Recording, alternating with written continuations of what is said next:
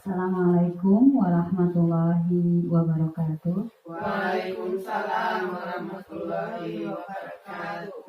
Alhamdulillahirabbil alamin wa bihi nasta'inu ala umuri dunya waddin. Wassalatu wassalamu ala asrofil anbiya'i wal mursalin wa ala alihi wa sahbihi ajmain, amma ba'd. Puji dan syukur marilah kita panjatkan kehadirat Allah Subhanahu wa taala, di mana di pagi hari ini kita dapat berkumpul dalam acara silaturahmi dan talabul ilmi yang insyaallah selalu kita rutinkan pada hari Kamis, yang alhamdulillah diselenggarakan di rumahnya Teh Desi. Jazakallah untuk Teh Desi yang telah memfasilitasi kita semua untuk belajar dan bersilaturahmi, yang semoga Allah berikan balasan yang lebih baik. Salawat serta salam semoga tetap tercurah limpahkan kepada Nabi kita Nabi Muhammad SAW, tak lupa kepada keluarganya, para sahabatnya, tabi'in serta solihinnya, dan semoga tersampaikan kepada kita selaku umatnya hingga akhir zaman.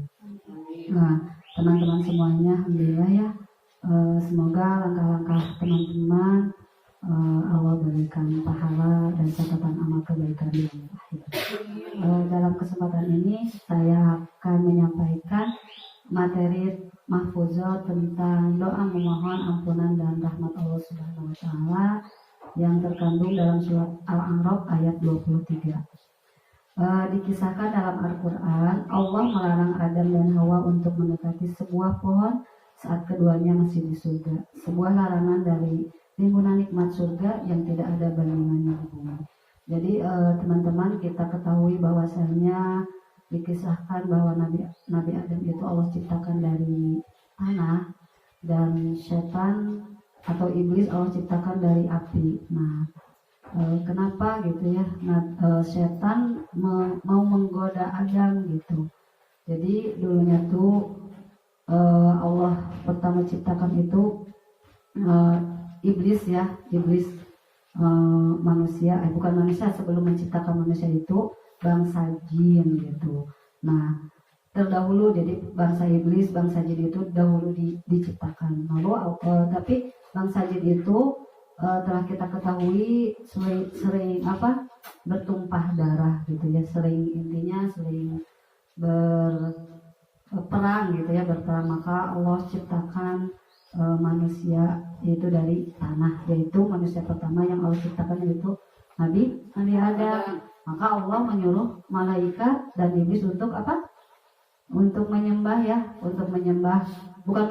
bersujud, untuk bersujud kepada Adam. Tapi malaikat turut ya, karena malaikat sejatinya adalah makhluk yang paling taat kepada Allah.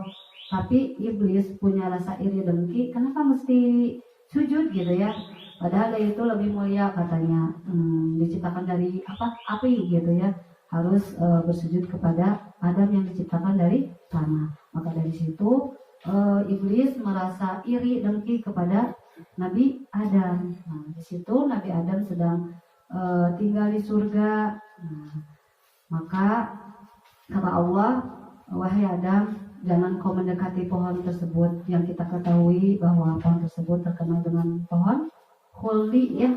Nah, tapi karena Adam iri dengki dan ingin menyesatkan Nabi Adam, ingin mengeluarkan Nabi Adam dari surga, maka iblis mempengaruhi Nabi Adam dengan menggodanya, yaitu bahwasanya kenapa Allah melarang mendekati itu, karena itu adalah suatu yang nikmat gitu ya, yang sungguh nikmat. Tergodalah Nabi Adam oleh iblis, maka semuanya diketahui bahwa Nabi Adam melanggar larangan Allah, yaitu mendekati dan memakan buah khuldi. Nah, disitulah Allah menghukum Nabi Adam dengan diturunkannya ke dunia dari surga. Nah, jadi Insya Allah ya, dengan adanya seperti itu, Nabi Adam diturunkannya dari surga, jadi bisa jadi kita ya, kita itu adalah keturunan Nabi Adam. Tapi yang jelas kesalahan Nabi Adam itu ya sangat besar karena melanggar dari larangan menyesal banget gitu ya, menyesal.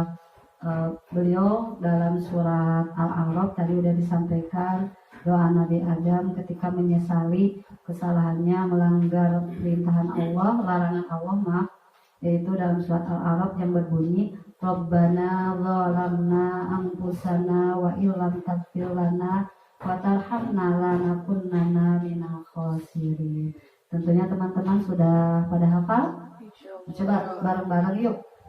Rabbana zalamna anfusana wa illam taghfir lana wa tarhamna lanakunanna minal khasirin.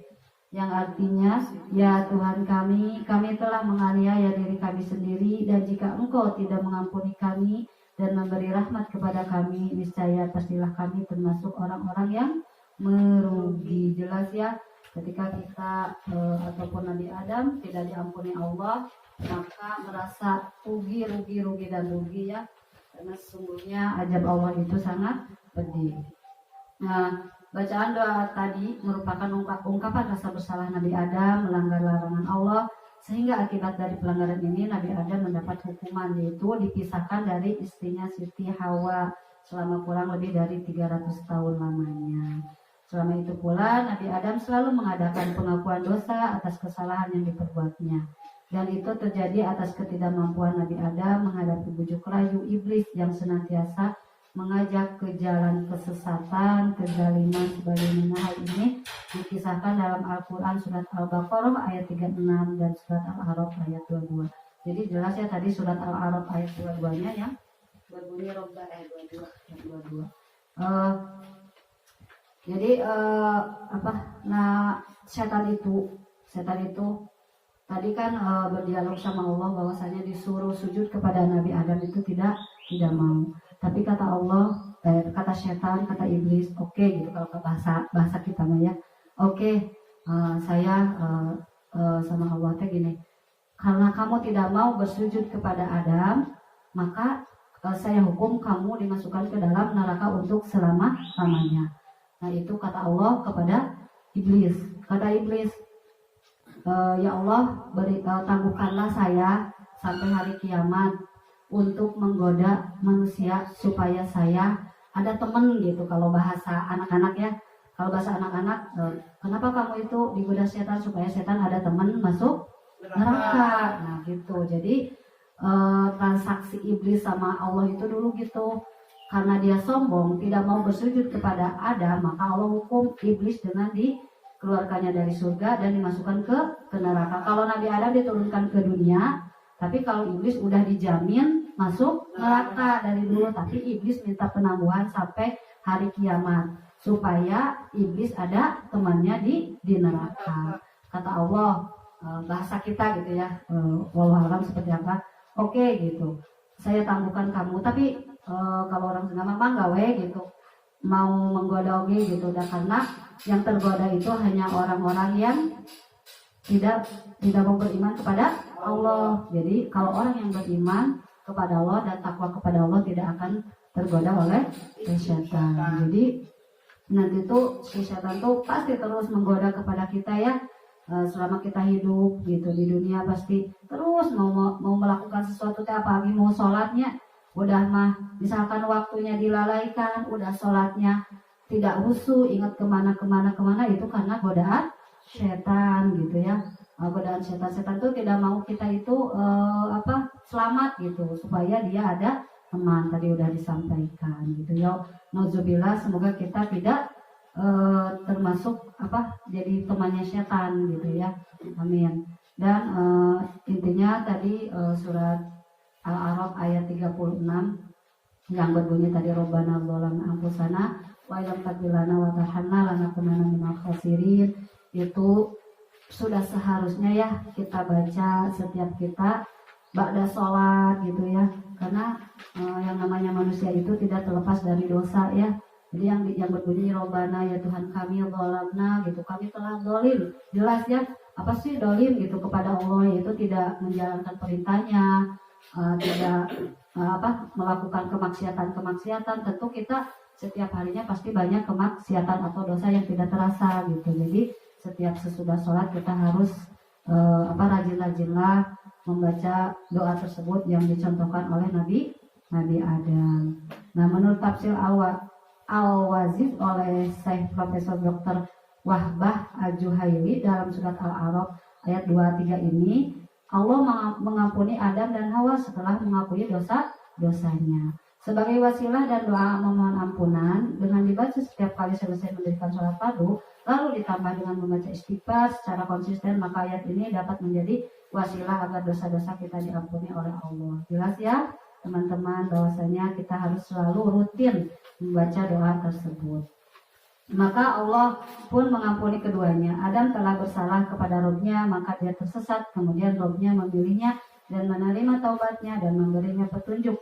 Adapun iblis, maka ia tidak mau berhenti dari kesewenang-wenangannya dan tidak mau meninggalkan kemaksiatannya yang saya telah tadi sampaikan.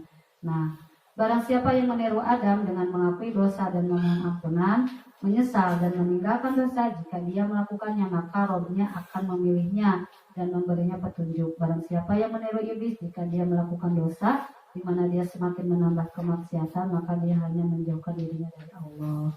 Jadi tadi yang udah saya sampaikan bahwasanya ketika kita melakukan atau seperti halnya Nabi Adam melakukan dosa, kita bertobat, membaca doa, karena sungguhnya kalau kita tidak diampuni Allah sangat rugi besar ya. Nah, itu Rabbana dzalamna anfusana wa illam taghfir lana wa tarhamna lanakunanna minal khasirin. Jadi termasuk orang-orang yang rugi ketika kita bertaubat tidak diterima sama Allah. Nauzubillahi min dzalik. Semoga kita termasuk orang-orang golongan orang yang taubat nasuha, husnul khatimah, jadi ya baik di akhir dan diterima taubat kita gitu, karena manusia itu tidak akan luput dari dosa. Kalau bahasa salah wae cenah lain setan, benar wae lain malah malaikat. Jadi memang manusia itu adalah manusia pertengahan, karena udah ditakdirkan seperti itu gitu ya. Digoda terus sama setan gitu. Tapi insya Allah kalau kita beriman, kita akan selalu berada dalam lindungan Allah. Amin. Alamin. Taubat nasuha tidak akan terjadi bila mana seorang yang melakukan kemaksiatan tidak mengetahui kesalahan yang diperbuat dan menunjukkan penyesalan dari hati sanubari merupakan awal untuk bertobat. Jadi intinya gini, kita tuh tidak akan mau tobat gitu, tidak akan mau tobat kalau tidak menyadari bahwa itu adalah suatu kesalahan. Kalau seandainya aku tadi misalkan meninggalkan sholat, ini salah gitu, jadi otomatis kita akan bertaubat. Jadi intinya kita harus tahu mana yang benar, mana yang salah, mana yang dilarang, mana yang diperintah sama Allah. Dengan apa caranya? Dengan belajar, thalabul ilmi, mana yang tahu mana yang benar, tahu mana yang salah. Jadi ketika kita melakukan itu, ini adalah salah gitu, ini benar. Nah, ketika benar kita istiqomahkan, ketika salah kita beristighfar atau taubati dengan cara doa tadi ya. Nah, taubat yang dilakukan oleh Nabi Adam menjadi ibrah bagi kita, tidak hanya dalam hal memohon ampunan kepada Allah, namun juga meminta maaf kepada sesama manusia, harus sungguh-sungguh menyesal. Jelas ya, karena perkara dengan manusia itu lebih berat daripada perkara dengan Allah. Kenapa? Ketika kita melakukan kesalahan kepada Allah ya, kita tadi cukup beristighfar, bertaubat, tidak mengulanginya kesalahan tersebut. Tapi kalau dengan manusia itu tidak bisa begitu saja, kita harus meminta maaf langsung kepada yang kita sakiti atau kita bersalah kepada mereka gitu ya. Jadi semoga kita saling memaafkan ya, apalagi di bulan suci Ramadan kita harus saling memaafkan antara satu sama lain, karena kita apalagi pertemanan pasti banyak sedikit kesinggung atau bagaimana ya. Semoga kita saling memaafkan. Sungguh suatu nikmat dari rahmat kasih sayang dari Allah manakala dosa yang kita perbuat dapat diampuni. Akan tetapi jika tidak, sungguh penyesalan yang akan kita terima yaitu azab di hari akhir. Nauzubillahi min dzalik. Sudah dijelaskan tadi di awal bahwasanya sungguh-sungguh rugi ketika kita tidak diterima tobatnya dan akhirnya kita diazab oleh Allah. Nauzubillahi min dzalik. Semoga kita termasuk orang-orang yang diampuni oleh Allah Subhanahu wa taala. Amin ya Allah ya rabbal alamin. Wallahu a'lam bishawab. Cukup sekian yang dapat saya sampaikan. Mohon maaf apabila ada kata-kata yang kurang dimengerti atau kata-kata yang mungkin menyinggung teman-teman. Baiknya itu jelas dari Allah dan Al-Quran, salahnya dari saya. Wallahu a'lam bishawab. Billahi taufiq wal hidayah. Wassalamualaikum warahmatullahi wabarakatuh. Waalaikumsalam.